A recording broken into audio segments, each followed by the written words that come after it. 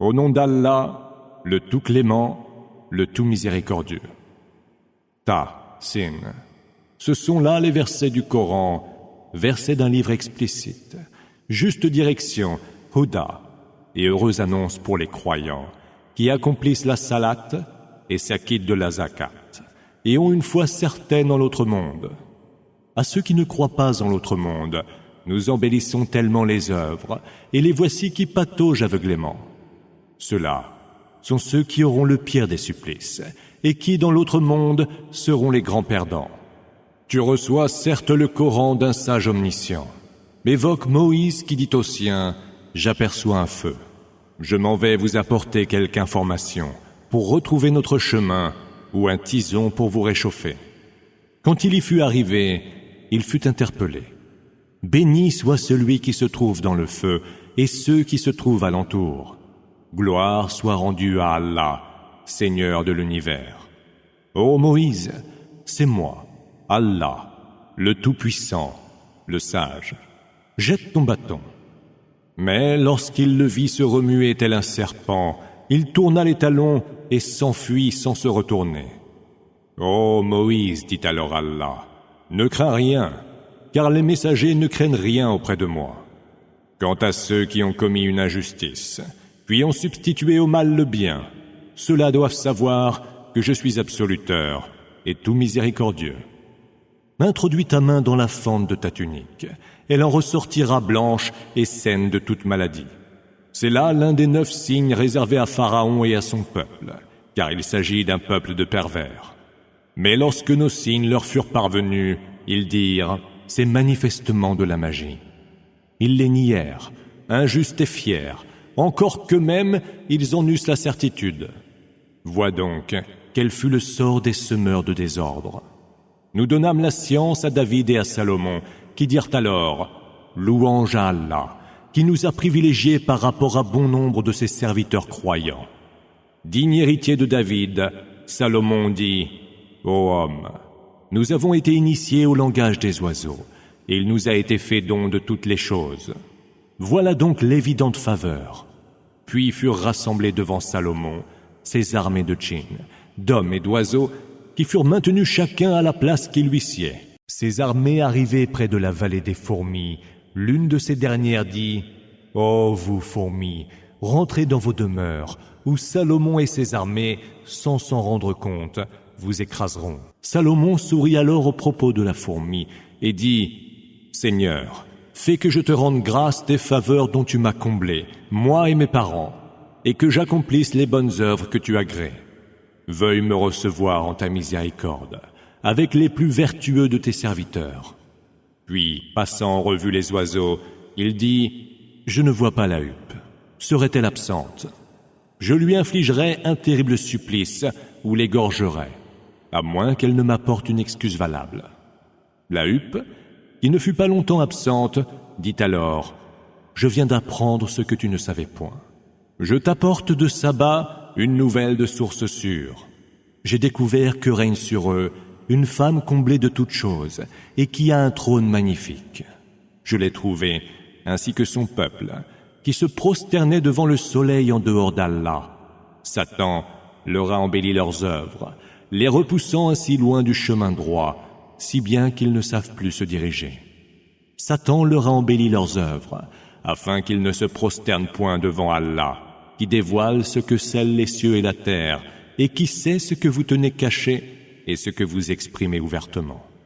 Allah, point d'autre divinité que lui, Seigneur du trône sublime. » Salomon dit alors, « Nous allons bien voir si tu dis vrai ou si tu mens. Va donc les trouver, munis de ma missive que voici.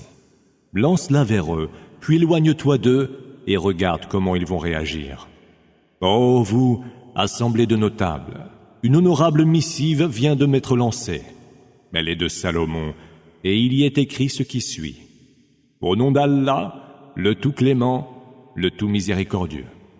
Ne vous montrez pas hautain, et venez vers moi entièrement soumis. » Mais elle ajouta, « Ô vous, assemblée de notables, je vous demande conseil à propos de cette affaire. Je ne saurais trancher aucune affaire sans votre présence et vos conseils. Nous sommes dotés d'une grande force, et disposons d'une puissance redoutable, répondirent-ils. Mais c'est à toi que revient le dernier mot. À toi donc de voir ce que tu nous ordonneras. Lorsqu'ils entrent dans une ville, répondit-elle, les rois y sèment le désordre et humilient les plus honorables de ses habitants. C'est ce qu'ils font toujours. Je vais leur envoyer un présent et attendre avec quoi reviendront les émissaires. Lorsque les émissaires furent arrivés chez Salomon, celui-ci dit, « Comptez-vous donc me combler de bien, alors que ce qu'Allah m'a donné est bien meilleur que ce qu'il vous a donné. Non, c'est plutôt vous qui vous réjouissez des présents qui vous sont faits. Retournez donc vers eux. Nous viendrons les trouver avec des armées auxquelles ils ne pourront résister. Nous les chasserons de leur pays, humiliés et la tête basse. » Et il ajouta, « Ô vous, assemblée de notables, qui de vous pourrait m'apporter son trône à elle, avant même qu'il ne vienne vers moi soumis ?»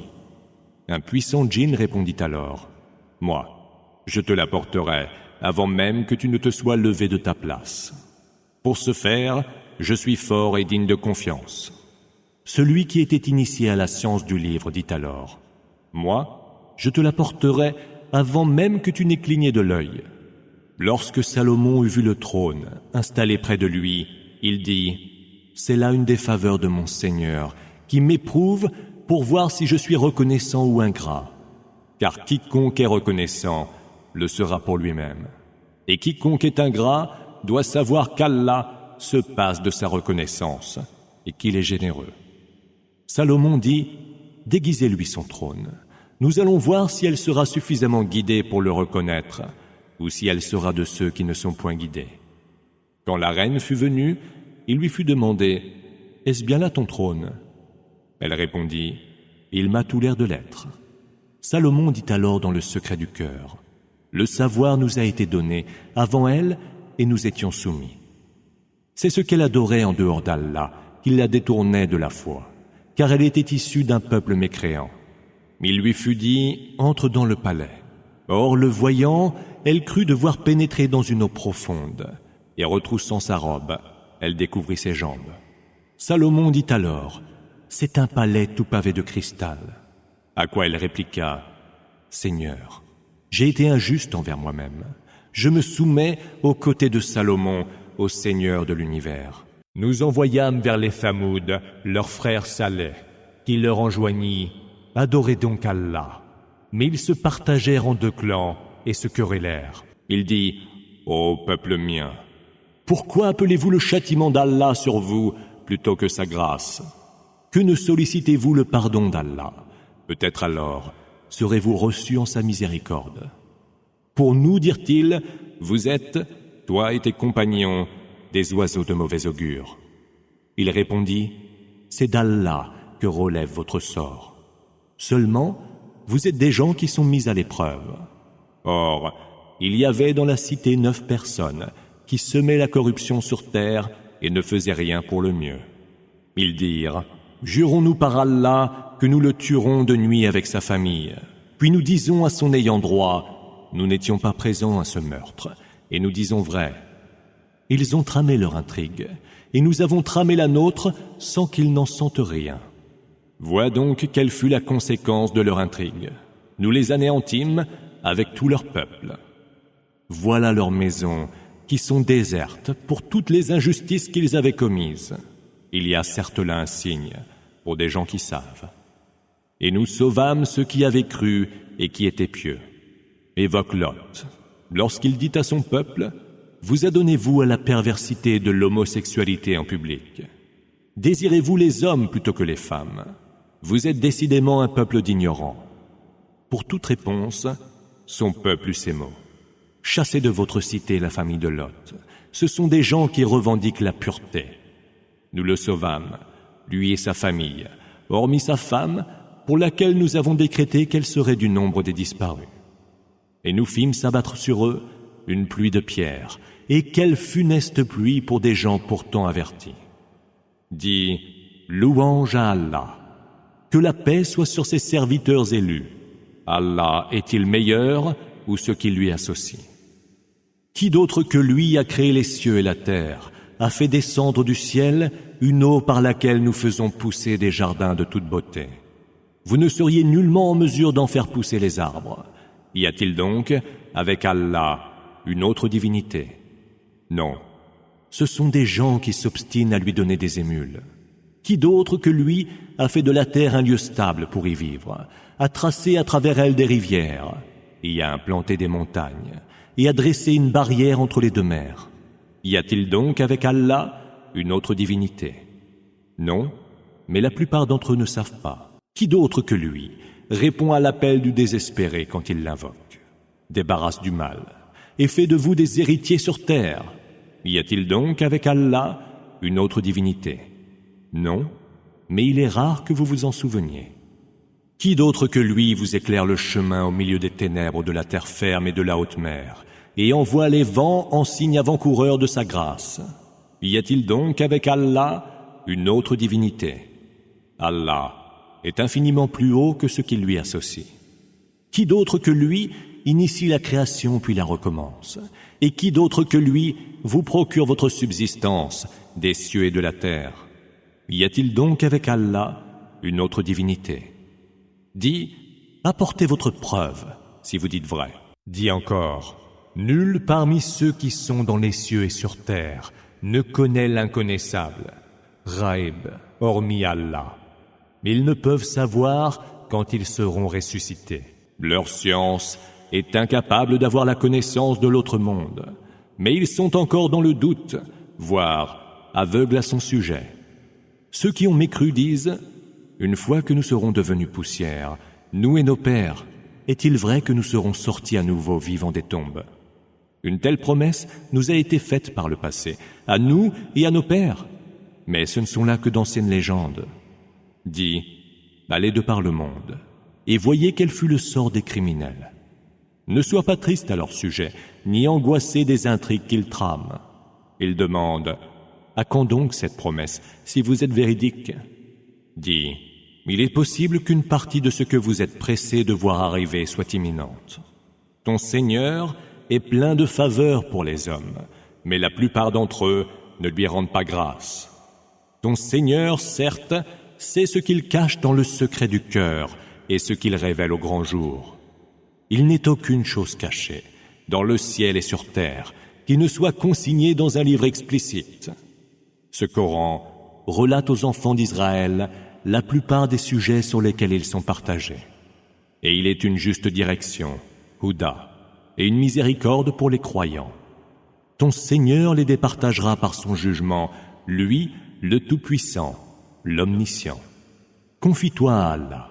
Tu te fondes sur la vérité évidente. Tu ne peux faire que les morts entendent, ni que les sourds perçoivent l'appel, quand ils tournent les talons et se sauvent. Tu ne saurais non plus guider les aveugles qui se sont égarés. Tu ne peux faire entendre que ceux qui croient en nos signes et s'y soumettent en musulmans.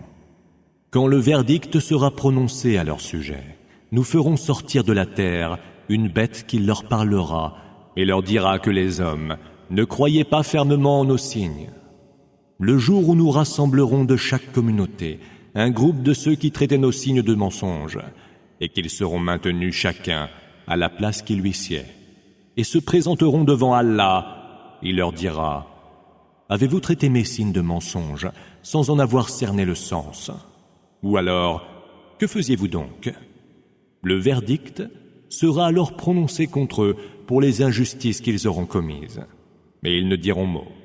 N'ont-ils pas vu que nous avons fait la nuit pour qu'ils s'y reposent, et le jour pour y voir clair? Il y a certes là des signes pour des gens qui ont la foi. Le jour où il sera soufflé dans le corps, alors que ceux qui sont dans les cieux et sur terre seront saisis d'effroi, hormis ceux qu'il plaira à Allah d'accepter. Tous viendront vers lui, humbles et soumis.